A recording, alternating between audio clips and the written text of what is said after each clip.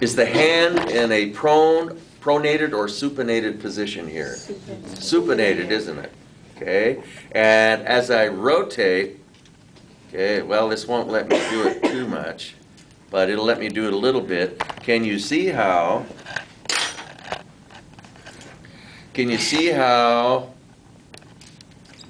first of all, you can definitely see how, look at the rotation as I do this, look at the radius rotate on the capitulum. Can you see that? Pretty amazing, and you see this would be the radial notch of the ulna right in there, and on real bones you see it much better than on plastic bones. So inside there you see a smoothed out portion, and that's a diarthrotic joint, the radial notch of the ulna. Okay, out here at the distal end we see another smoothed out place on the distal radius, and that's the ulnar notch of the radius. And those articulate with each other when you pronate and supinate your hand. See? And out here you see the part that articulates with the carpals.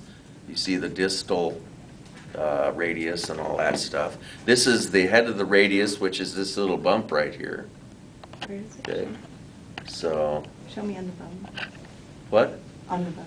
Yeah. So Oh. if you turn your hand over, which I'm looking at the back side here, It's that right there. Okay. yeah. So. Okay. So this is a cool little model, but don't push it beyond its, I mean, it won't go all the way around, but you can really see that radius rotate, even the little bit that I'm doing it, so pretty cool. So anyway, we have the ulna. Here's a real ulna, and can anyone tell me, so this is, obviously, this is the part that's going to hinge, and we just kind of pretend like that's all there, okay? And this is the part that's going to hinge. This is the trochlear notch. Can anyone tell me if this is a right or a left? Right. Okay, someone was brave and said right. That's good. Braveness is good. It should be left though. But remember that the ulna is always medial. Yeah. Okay, and so let's see here. So that means the radius has always got to, so the radial notch is right here. And see, I have to think this through. The radius is right here, and the radius is always lateral. And for the radius to be lateral and on this side, this has got to be a right. Oh, okay. Can you see that? No, it means that. Okay, because the radial notch is right there, and the ulna has got to be medial, and there's got to be a radius over there. See? And so this is a right ulna. If that notch were on the other side, it would be a left ulna. See? So you can tell right or left ulna if you hold it in the position where, like that, you know. So, anyway, so I digress.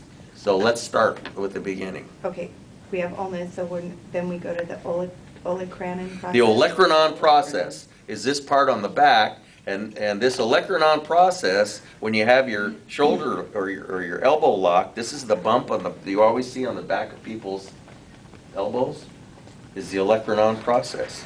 And you can see it right there. It kind of looks like the bump on the back. And if someone's laying their arm out like that, you can just see that olecranon process sticking out. That's the little pointy part of your elbow out there. See? So that's your olecranon process, really prominent feature of your lower arm. And then the trochlear semilunar notch. Okay, some people call it the semilunar notch. Some people call it the trochlear notch. You can call it either one you want, but, oh, I thought I had a plastic bones here. That's okay. We'll get the plastic bones out. They're in the drawer over there, and you want to be sure and get them out because you get to see the entire thing, you know. And you see that this coronoid process is quite a distinct feature, isn't it? That coronoid process there, remember the coronoid fossa? So when you bend your elbow up like this, that bends up. And you see that our coronoid process locks into that coronoid fossa. And that prevents you from hyperflexing all those you'd have a tough time doing any damage, really, because I mean, you know, you can only go so far. Which one would you prefer?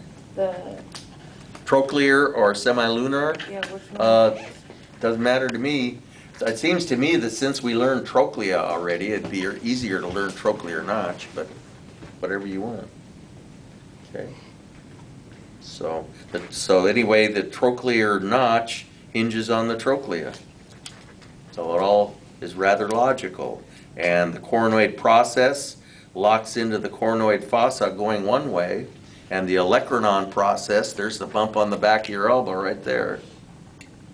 Okay? And the olecranon process bumps into the olecranon process. That's much more important because you don't want to hyperextend your arm. So that prevents your arm from hyperextending. Okay? So that's a more important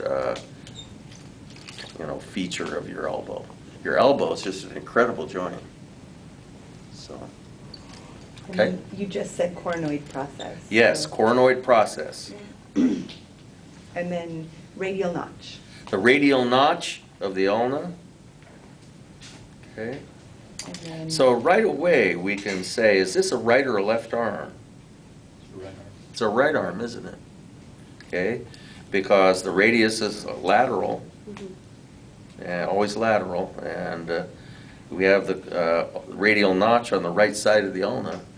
The whole thing would be different if it was a left. The radius would be on the outside in a left arm, and the ulna would be medial, and the radial notch would be on the left side of the ulna. And you can look at our skeleton and see that. Okay? Which is right here. Haha. So if I turn this around, you can see that the whole thing, if I look at this ulna, notice how the radial notch of this ulna is on the left-hand side. See? So it's nice to use this every now and then. Only I'll never ask you, is this a right or a left ulna? You know, that would be an insulting question. And then we have the body or shaft. Body or shaft, okay? And then head. The head of the ulna is this right there. That'd be a good extra credit question. Name this bone feature. You know. And the styloid process. Okay, we have a pair of so-called styloid processes, and they're always worn off, and they're not ever really too prominent. A stylus is the Latin word for a pen, and we have styloid processes all over our body, and that's to prevent this kind of motion from being too extreme. So you can feel your wrist lock when you go to the side there. It's because the carpals are bumping into the styloid process over there, and the same thing is true over here. Okay. We can do this motion a lot, but only so much of that. So we're going on to the radius. Okay? And we need the head and neck. The head and neck of the radius. So here we have a radius. And this one's pretty complete, so.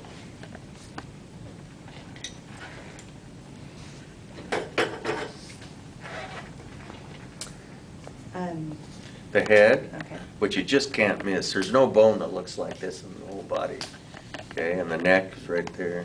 And the radial tuberosity. The radial tuberosity, this is the attachment of the biceps muscle, and someone just wrote biceps on there. See, these are all the muscles. Attachments are named here. So And the shaft. the shaft I'm holding on to, And the styloid process. styloid process, And ulnar notch. the ulnar notch right there. You can see it on a real bone. You can really see that, can't you? Smooth out. You wouldn't see that on a plastic bone. They don't do a very good job of it. But there's hyaline cartilage and everything on that in real life. That's a diarthrotic joint. Okay. Now we're going to move to the wrist and hands. Okay, so we have Carpals. the carpals. Well, this one's kind of smaller. Is this one any better? So I always start on the thumb. This is a little bigger, actually.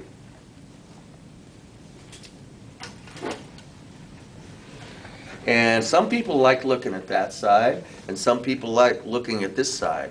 It says an awful lot about your personality, which side you like to look at, but I'm not going to tell you what it means. I'm just kidding.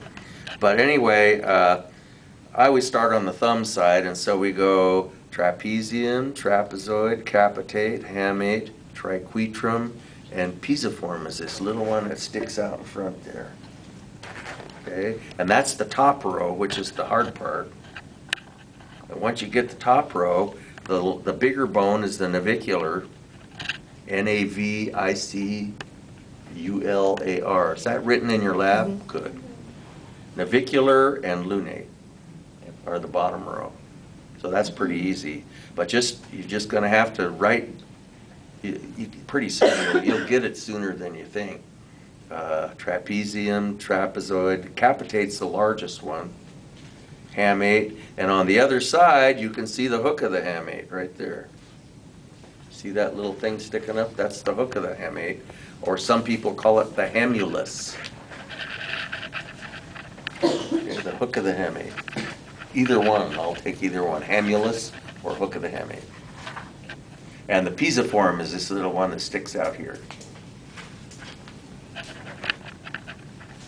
I have a Yeah. question. What's the benefit for having all of these separate little bones? Yeah, it is kind of, part of it is probably, these are closely related to the tarsals in the arch of your foot. And so it might have something to do with the fact that having an arch in your foot, or if you're on all fours, it would be the same principle. It gives you a little bit of spring, but it gives you a little bit, you can do a little more with this part of your hand somehow. And the fact that we haven't evolved away from having them, or it doesn't seem like we're on our way to evolving in that direction. We've had plenty of time to do it. We're evolving away from having wisdom teeth. People are being born without them, and things like that. So whether or not they're vestigial organs or not, my guess would be that they'll be around for a long time, because we probably do use them in some subtle way. That's a really good question, though. Yeah. You say maybe it's because of some of the tendons, protection and stuff? Yeah, could be. Yeah. A little bit of flexibility there. Yeah. Metacarpals, 1 through 5. Metacarpals 1 through 5. And so we have metacarpal 1, metacarpal 2, metacarpal 3, metacarpal 4, metacarpal 5.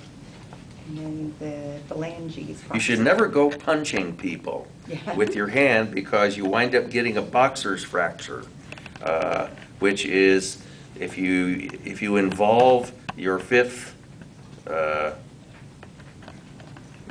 if you involve this out there, it's very fragile, and this breaks very easily. That's called a boxer's fracture for someone who's dumb enough to hit someone with their hands.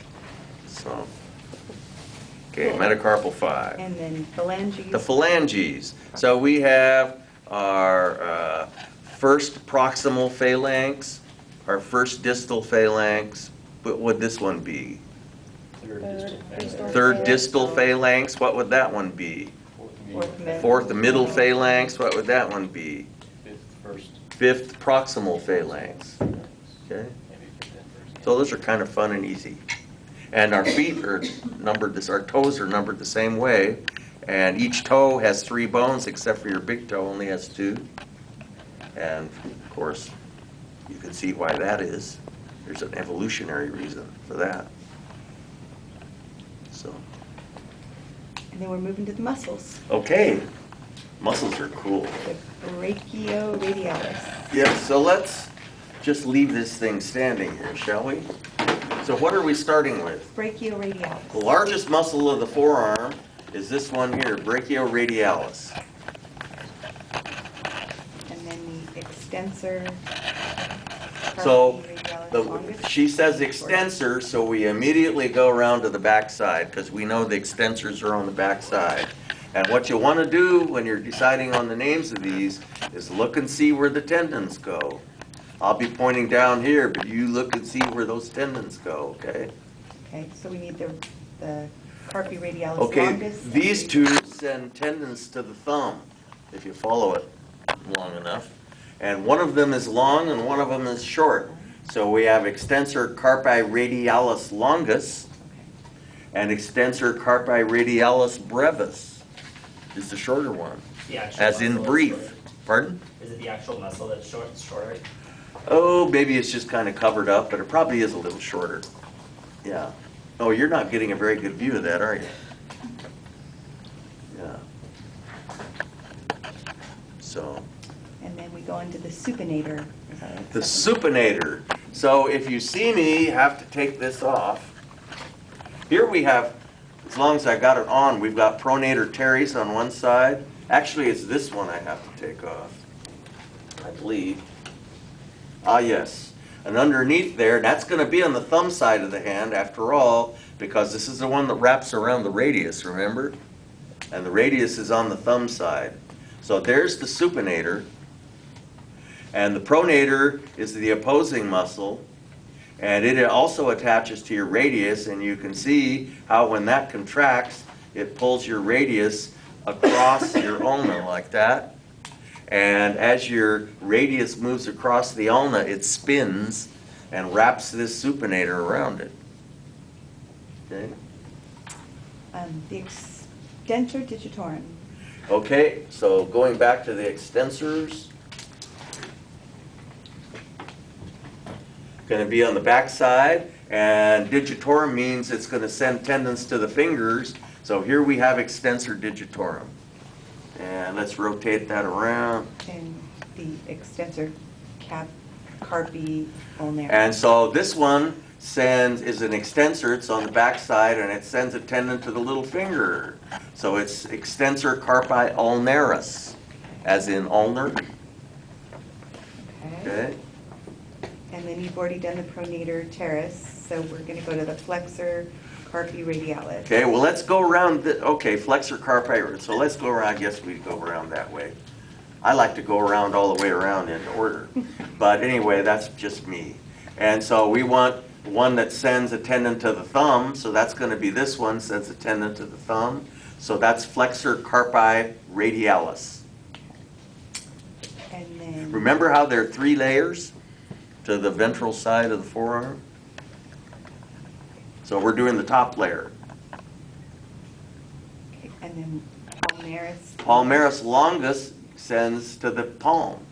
Okay. Okay. And then the flexor carpi. Flexor carpi ulnaris goes to the little finger, ulnar. And then flexor digitorum superficialis. Okay, the next layer down, if you look underneath those for top 3, you see the next layer down, and that's flexor digitorum superficialis. Superficialis because it is superficial to the deepest layer. Flexor digitorum because it goes to the digits. Can you spin it so we can see where you're pointing out to on this side? Yeah. Okay. So you can see it underneath those all the way through there. Okay? It's the middle layer. But we say superficialis because it's sitting on top of the deepest layer. And then the profundus, the one. Okay, below the it. deepest layer you can see way down under there.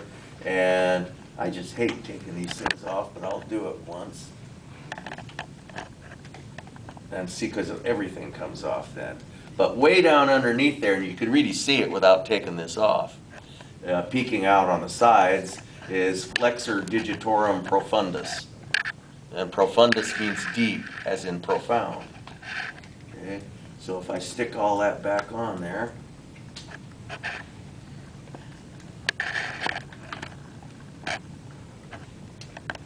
But you can see flexor digitorum profundus under there. See it? And this is flexor digitorum superficialis. So I'll go all the way around in order. Why don't I? Starting with brachioradialis, the largest one. Okay? And so we have brachioradialis. And so let's then do the deepest layer here of the ventral forearm. And we'll go through all the flexors. It goes to the fingers, and so it's flexor digitorum, and it's the deepest layer, so it's profundus. Flexor digitorum profundus. The next layer on top of it, you can see it in various places, is flexor digitorum superficialis. Okay? It's on top of flexor digitorum profundus. Then on top of that are three muscles. Okay? We have flexor carpi radialis, palmaris longus, and flexor carpi ulnaris. So those are all the flexors. Then we go immediately around the back side, still attaching to the little finger, is extensor carpi ulnaris. So we have flexor carpi ulnaris and extensor carpi ulnaris pulls your little finger back. Flexor carpi ulnaris pulls it forward. Okay? And then we have extensor digitorum. Then we have extensor carpi radialis longus and extensor carpi radialis brevis. And underneath all that is the supinator. And over here we have pronator teres. And then we're going to the thumb, is it the thenar? Okay, the thenar muscle is this big fat one that controls the thumb. Okay. And I'm going to drop the two pollicus ones. Okay. And I'm going to add in their place, can you see where it says flexor retinaculum? Yes. I'm going to add extensor retinaculum. Because on the back side, see here we see flexor retinaculum. It's that connective tissue bracelet that holds all the tendons in. Okay? But on the back side, we have an extensor retinaculum too. So we'll add that one, and we'll take away the two pollicus ones. Because they're kind of controversial. Every time I ask those, there's some confusion and controversy, and I don't like confusing things. So, are we okay? Okay. So, so let's see. Monday, we'll have our lecture quiz. Yeah, we'll have our lecture quiz over osteology, the bone. Okay. And next Wednesday, we'll have a lab quiz over the forearm and hand.